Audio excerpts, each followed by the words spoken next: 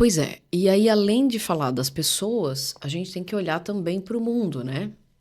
Teve uma mudança muito significativa nos últimos 2 anos com a IA. A gente já teve nos últimos 10 o crescimento do marketing digital, Sim, que as tuas aulas nem teriam começado sem exato. as mídias, né? Mas dos 2 anos para cá que tem a IA, como é que tu enxergas esse futuro? Como é que tu enxergas as coisas fluindo, considerando que vai ter muita profissão que vai dançar, Sim, né? muito. Muita profissão que vai deixar. E aí a gente fala, eu sou meio teórica da conspiração aqui, os robôs, se a hora que eles enfiarem a IA dentro do robô, nossa, porque hoje o robô tem um programinha simples, Exato. anda, pula, saracoteia, mas e aí depois? Como é que isso vai virar? Eu, primeiro que assim, inteligência artificial não é algo hype. Veio para ficar e vai ficar, na minha opinião, é tão importante quanto a invenção da energia elétrica lá atrás, ou da internet, ou qualquer. Não é o metaverso. A própria Revolução Industrial. A própria Revolução Industrial, exatamente. É a invenção da roda, é o Fordismo, etc. Mas, como é que eu enxergo isso hoje? A pessoa que não estiver dominando a inteligência artificial, ela vai ficar para trás. Hoje eu uso praticamente o dia inteiro. Tudo que você pode imaginar no processo da minha empresa já passou ou passa por inteligência artificial. Agora a gente está automatizando alguns tipos de atendimento com IA. E como dinheiro é uma coisa mais sensível, a gente sempre coloca um SDR ou um vendedor ali junto. Mas as respostas dele já estão, não é mais parametrizado num processo, já está tudo integrado ali junto com a inteligência artificial, sabe? Então, assim, tenho o mesmo medo que você.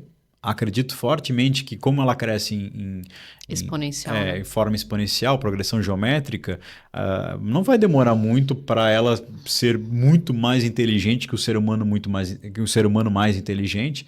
E muito provavelmente, poxa, se tem uma máquina que faz meu serviço melhor no capitalismo, o que vai acontecer? Vai ter uma troca.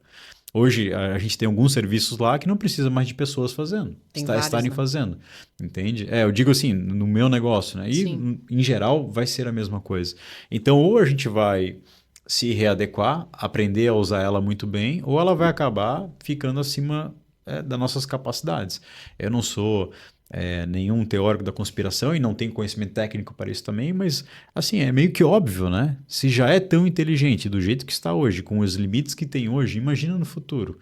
E os limites são bem pequenos, né? Porque ninguém conseguiu parametrizar bem esse troço, né? Então, eu também tenho um certo receio aí de como é que vão ficar as coisas para frente. Inclusive essa parte de mercado financeiro, vai funcionar banco, não vai, criptomoeda. Como é que tu lida com a criptomoeda? O que tu tem de indicação disso? Faz, não faz? Desiste? Eu acabei de terminar Pega tudo e enfia?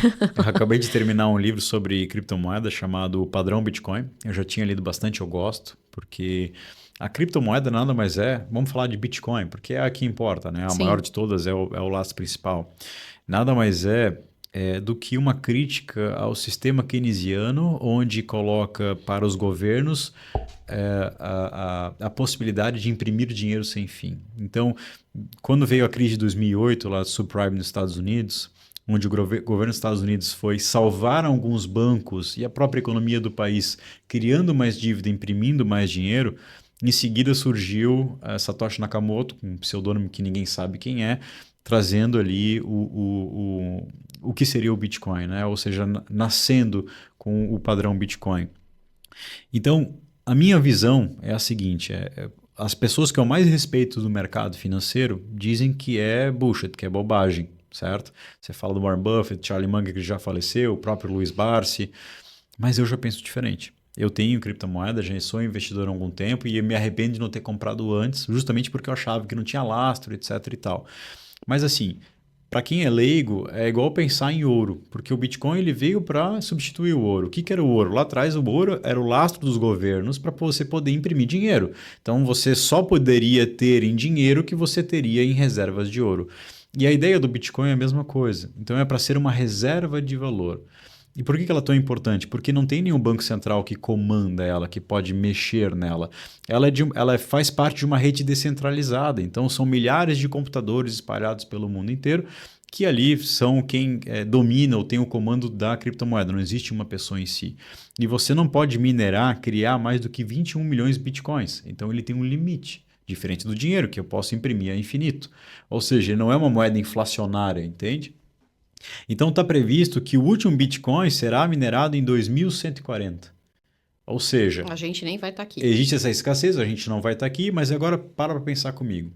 Hoje, se eu não me engano, 70% dos bitcoins que existem no mundo já minerados são de pessoas físicas. E a gente está começando a ver uma troca, onde tem grandes empresas comprando, onde tem bancos centrais começando a querer comprar. Governos, né? Exatamente. E aí o que acontece? Oferta e demanda. A oferta é diminuta, não dá para criar mais bitcoins do que a capacidade de mineração. A cada 4 anos tem um halving, essa capacidade de mineração vai diminuindo e fica o dobro de dificuldade para você conseguir minerar a cada 4 anos. Consequentemente, se mais pessoas quiserem comprar e as pessoas físicas não quiserem vender, o preço vai começar a subir cada vez mais. E é isso que a gente tem visto. Então, assim, eu não acredito como moeda de troca, eu não acho que ele vai ser o dólar que eu posso transacionar a qualquer, até porque a capacidade de sistema e de rede dele não aceita isso, mas eu acredito que ele vai ser uma reserva de valor. Eu posso ter uma minha moeda sendo lastreada em criptomoeda no futuro. Mas, se vier a inteligência quântica e a Tava computação mesmo pensando quântica, né, nisso. e conseguir uma maneira de hackear o sistema ou de criar uma outra criptomoeda mais eficiente, ele pode cair por terra. Então, assim, é muito difícil dizer que eu tenho certeza que vai Nunca valer vai muito mais, acontecer, nunca vai né? acontecer, exatamente. Mas eu tenho certeza que vai demorar. Não vai ser do dia para a noite. E até lá a gente vai ter a gente pode ter uma possibilidade de ter o nosso dinheiro valorizado justamente pela essa questão de oferta e demanda. Então eu vejo que faz sentido, mas eu sigo a estratégia de Barbell, de Nassim Taleb, que é bota um percentual muito pequeno no teu patrimônio ali que não vai te fazer falta caso você perca tudo. Diferente de all-in É cripto. um investimento de risco, né? Digamos Alto assim. risco, exatamente. Mas eu fico sempre impressionada pensando o seguinte: se grandes players do mercado financeiro, de governos e da geopolítica global estão investindo nisso, Uhum. é meio que óbvio que não vai haver uma perda geral, né? Exato. Então, assim, é uma coisa que tu fica assim, não, eu não entendo tanto quanto pra saber se isso tá certo ou se não tá, mas tem gente que entende muito e tá fazendo, Pois então alguma coisa tem aí. Deixa eu te fazer uma pergunta que eu embaraço todo mundo. O que nunca te perguntaram, nem em entrevista, nem em palestra, nem nos teus alunos, uma pergunta que tu nunca respondeu? Essa é boa. Acho que se eu sou feliz, Nossa, porque eu lido com dinheiro, né? Dizem que dinheiro não traz felicidade. Eu acho que seria uma pergunta boa, se eu sou feliz. E aí, o que é a felicidade para mim nesse caso, né? sim. Eu teria que responder no caso também? Sim, Eu de acabei de jogar a corda preferência, de no meu pescoço, preferência. né? Joga, faz a pergunta e já Eu responde. vou por esse lado de se dinheiro traz felicidade, então. Eu acho que dinheiro especificamente não, porque eu lido com muita gente que tem dinheiro que não é nada feliz, certo? Mas ele traz um conforto ao ponto de que se você tem dinheiro é muito mais fácil ser feliz do que não ter. Mas ele não pode ser a condição sine qua non. Por exemplo, eu tenho um sócio que é de Minas Gerais, interior de Minas Gerais. Pô, o cara foi a servente de pedreiro antes de ir para o mercado financeiro, trabalhou por muitos anos, cresceu na vida. E ele falou assim, cara, tava lá no final de semana em Minas Gerais, lá no interior, a gente trocando uma ideia sobre dinheiro e tal. Eu fui tomar um café com pão de queijo na casa da minha avó, que mal e mal pega eletricidade lá. Ali eu falei assim, ele falou, nunca vi uma mulher tão feliz na minha vida. Entende? Eu ia te dizer que isso é uma coisa meio paradoxal, porque Exato. tem muita gente que não tem dinheiro nenhum Exato. e que tu vê uma alegria, uma Exato. felicidade de viver que muitas vezes as pessoas milionárias não têm. Exatamente. É um paradoxo. Exato. Então, assim, eu vejo que eu já tive momentos em que eu coloquei o dinheiro como prioridade e trabalhei nessa busca, né? Não que eu já atingi o patamar que eu gostaria, etc e tal. Eu estou num processo, que eu sempre falo Sim. que é um processo, mas hoje eu estou muito mais tranquilo e eu acho que essa tranquilidade de ter um determinado equilíbrio, ele traz uma felicidade. E a felicidade, eu li um livro do Ray Dalio chamado Princípios, que não é bom o livro, mas ele tem uma parte que é muito boa, que fala da jornada do herói. E ele dizia exatamente isso. Cara, se eu te der 10 milhões de reais ou dólares hoje, talvez você fique feliz por 1 mês, 2, 3, mas quando aquilo se tornar normal, tu não vai ser mais feliz por isso. É interessante porque tem uma passagem do Joel J. do podcast do Joel J com o Érico Rocha. Legal. E o Érico já contou isso em alguns lugares, que justamente ele atingiu um patamar e aí ele se aposentou, foi morar aqui em Balneário e tal, ficou 1 mês, 2, 3, 6 meses e entrou em depressão. Depressão, é isso aí. Entendeu? Porque não tinha mais propósito. E aí eu venho pra minha pergunta de agora. Tu enxergas que tu já encontrasse o teu propósito de vida? Excelente. O que tu entendes como propósito e o que tu ainda buscas por propósito? Legal.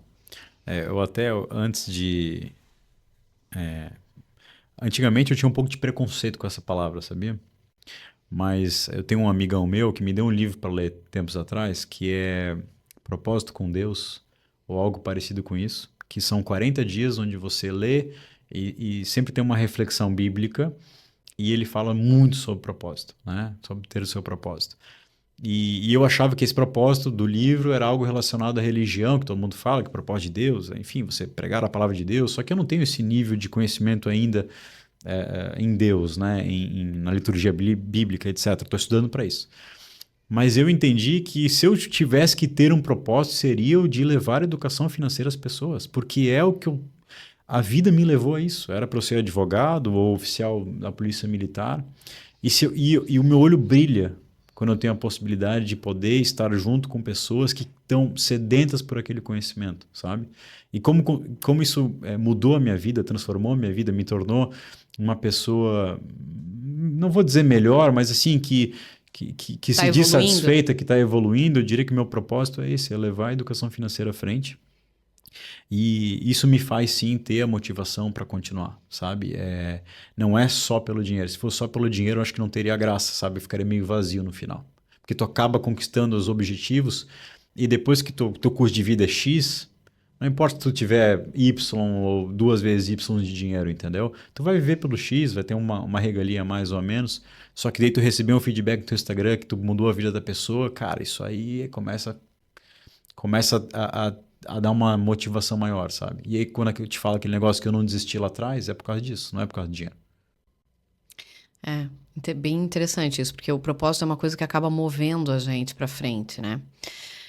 Dentro da tua trajetória e na situação que tu te encontra agora, o que ainda te causa medo e te desafia? O que me causa medo e o que me desafia? Olha, eu acho que o meu maior desafio é às vezes querer crescer quando eu olho os grandes players de mercado e não saber como fazer para crescer lá. E o meu maior medo nesse caminho porque como todo mundo que já cresceu um pouco sabe que ele tem que abrir mão de muita coisa para crescer. Tem que abrir mão. Não tem como. Não existe negócio de equilíbrio a vida inteira. Não. Se você quer acelerar, você vai abrir mão do conforto e pau na máquina, e em um momento você vai chegar lá. É como o velhinho lá do filme Comer, Rezar e Amar fala pra ela, o equilíbrio, o desequilíbrio está dentro de haver equilíbrio na vida, né? Exato. Então, assim, hoje eu tô num momento em que, cara, as coisas estão legais. Eu tô crescendo a um ritmo lento. Mas se eu quiser chegar lá, eu vou ter que desequilibrar de novo e acelerar do jeito que eu acelerei lá atrás, entende? Então, eu vejo... Na verdade, eu não tenho medo disso, tá?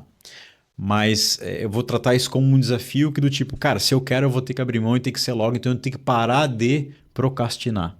Então, qual que é o meu medo? Ser procrastinador demais. Que eu acho que eu sou. Quando a gente acostuma na cadeira estável, Exato. Aí a gente tem que dizer, não, vamos lá, vamos de novo, começa... Só que aí entra aquele dilema, né, Dani? Pô, mas será que eu quero aquilo? Ou será que não? É por mim ou é pelo que os outros vão dizer? É por mim ou é para provar para os outros que eu consigo, que eu... Exato. É uma análise que a gente tem que fazer periodicamente, realmente. Só que eu tenho certeza que eu não vou conseguir parar, entendeu? Então, assim, é só qual que é o ritmo. Eu acho que isso que é importante. Porque eu não quero abrir mão de algumas coisas que eu conquistei, sabe? E quando a gente fala de já estar na estrada há algum tempo, tu és muito novo. Eu vou ter que reformular, né? Então, eu perguntaria o que tu dirias pro Fernando de 20 anos atrás. Mas há 20 anos atrás, tu tinhas 14. Então, de uns 15 anos atrás, o que tu dirias, um conselho que tu darias ao Fernando de 15 anos atrás? Comprar o Bitcoin. Compre um Bitcoin e não conta para ninguém. Foi 2009, né? Mas tudo bem. Olha só. Essa pergunta é legal. Já me fizeram no Instagram algumas vezes, tá? Quando a gente abre caixinha de pergunta. E eu sempre respondo diferente, sabia? Provavelmente que eu vou te responder aqui hoje vai ter uma outra resposta no futuro também.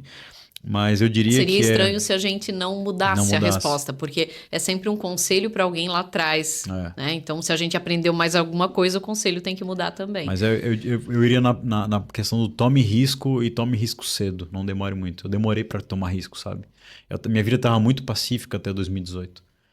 Quando eu saí do quartel. Então, eu acho que eu perdi muito tempo ali. Foi experiência, foi importante. Mas tomar risco, se arriscar é importantíssimo. Então, tome risco o mais cedo possível. Errar primeiro, né? Erre primeiro, caia. E foi bom porque eu errei logo no início, né? Mas essa questão do risco eu acho que é importante justamente pela questão do aprendizado. E aí a gente, tomei um tombo, beleza, deixa eu me reestruturar para seguir e aprender. A gente não aprende nos acertos. Não. Só nos erros. A gente está numa fase de evolução, o ser humano, que ainda aprende nos erros. Então, a gente precisa errar realmente.